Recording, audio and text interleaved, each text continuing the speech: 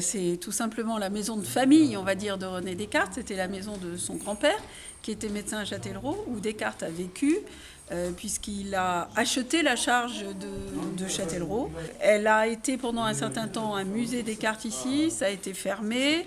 Nous avons pris le parti d'y installer l'artothèque, parce que le lien entre l'art contemporain et Descartes nous paraissait naturel. Descartes, mathématicien, physicien, philosophe, donc très en avance sur son temps, sur le plan des idées, nourrit en quelque sorte les artistes d'art contemporain. Et l'artothèque que nous avons ici est une artothèque quand même assez exceptionnelle, avec 800 œuvres qui n'avaient pas l'espace pour être mises en valeur.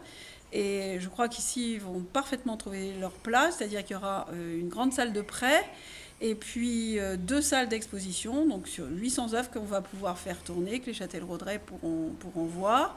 Ce sera ouvert toutes les semaines, pendant la période d'été, tous les matins de la semaine, et pendant l'hiver, 2 journées entières. Celui-ci, il est dédié à la fois à René Descartes, pour son passage et la jeunesse qu'il a vécue dans cette maison.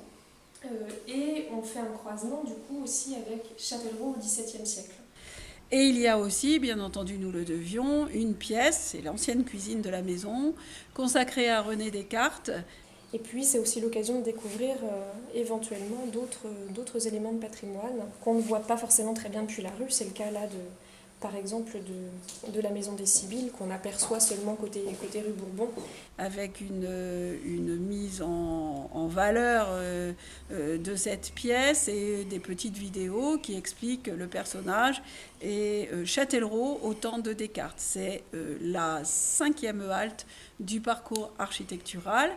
Cet hôtel particulier est constitué de 2 corps de logis, l'un sur la rue et l'autre sur la cour.